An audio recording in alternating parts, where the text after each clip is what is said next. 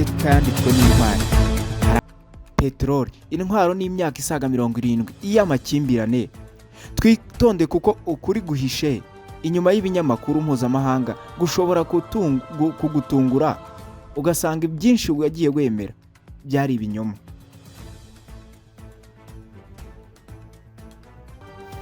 Mu 1951 Iran yari ifite minisitiri w'intebe watowe n'abaturage Mohammad Mossadegh. Icyifuzo cye cyari kimwe: peteroli ya Iran igomba kuba iy'abanya-Iran.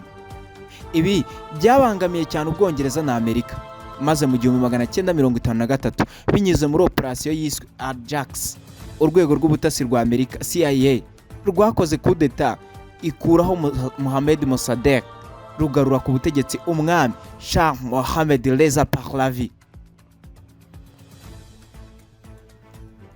Kuri uwo munsi abanyamateka ba The Guardian n'abashakashatsi ba Harvard bahise babyita icyaha cya mbere cyatumye abanya-Iran banga Amerika nk'umwanzi wa demokarasi.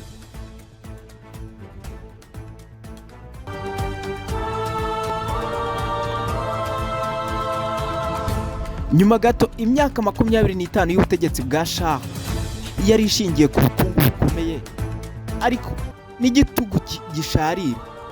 Muri Gashyantare mu 1979 inkubiri ya Kiyisilamu iyobowe na Ayatollah Khomeini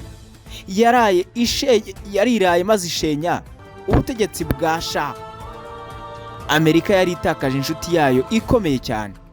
Bidatinze nk'aho bidahagije, ku itariki ya 4 Ugushyingo mu 1979 isi yahagaza ibyirebera abanyeshuri b'Abanyamerika b'Abanya-Iran binjiye muri ambasade ya Amerika, bafata Abanyamerika 52 barangije barababoha, babafataho ingwate maze babagira imbohe, babamarana iminsi 444 nk'uko BBC na New York Times babigaragaje. Icyo gihe iki gikorwa cyahagaritse umubano wa diplomasi hagati y'ibihugu byombi kugeza na n'uyu munsi.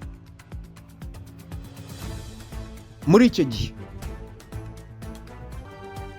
mu gihe Abanyamerika bari bafashweho bugwate 52, icyo gihe muri iyo minsi 444 Amerika yagerageje kuza kubatabara yifashishije igisirikare, biranga bibi by'ubusa, maze indege za Amerika zisenura mu butayu bwa Iran. Ibintu byakomeje kuba bibi cyane, maze muri Nzeri mu 1980 Saddam Hussein wa Iraq yiyemeje gutera Iran ashaka kwigarura agace ka Shat al-Arab. Iyi ntambara yamaze imyaka 8 ihitana abasaga miliyoni 1 ku mpande zombi. Amerika hano naho yahise ifata uruhande maze ishyigikira Iraq ku buryo bw'ibanga n'ubutasi. Mu 1988 ubwato bwa Amerika USS Vincennes bwarashe indege y'abasivile ya Iran Air Flight 655 yica abantu 290. Amerika icyo gihe yahise ivuga ko kwari ukwibeshya, ariko kuri Iran kwari ikinyoma, ahubwo cyari igitero.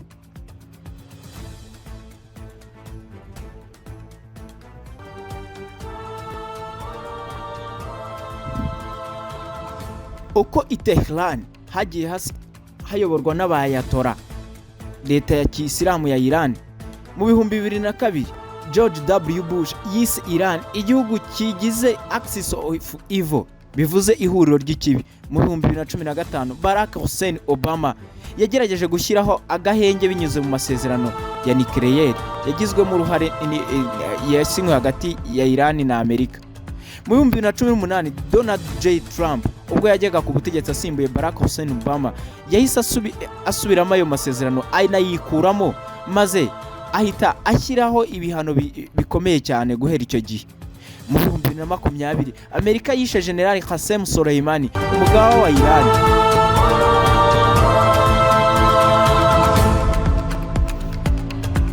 Uyu munsi Iran na Amerika bahuriye mu ntambara y'ubutasi, ibihano by'ubukungu no guhanganira mu bindi bihugu nka Yemen, Syria na Lebanon. Ese urwango ruzarangira ryari? Cyangwa amateka yanditswe mu 1953 ni umuvumo w'1979 azakomeza kugenga ejo hazaza hashobora kuvamo intambara itigeze ibaho kugeza ubu. Njye nitwa Ukwikunda Ignace Jolie. Dushimira cyane buri wese ukurikirana Jolie Media TV. Turabashimira ko muhora mushaka kumenya ukuri kw'amateka.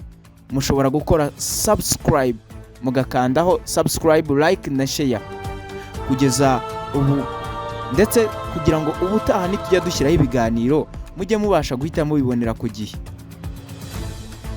Twababwira ko mu gutegura iki kiganiro twitegereje inyandiko zanditswe nka US Department of State, History of US-Iran Relations, tugera muri archive za National Security Archives CIA mu 1953 ku documents. Mushobora kandi gusura urubuga rwa Al Jazeera documentary yo mu gihumbi igaragaza impinduramatwara yo mu 1979, BBC News Special Report Iran-Iraq War 30 Years On, Cancer on Foreign Relations, the US-Iran Nuclear Standoff. Ibyo byose akaba ari byo twifashishije nk'amavomo mu gihe twakusanyaga ibi byose twabagejejeho. Salam shalom, naho ubutaha.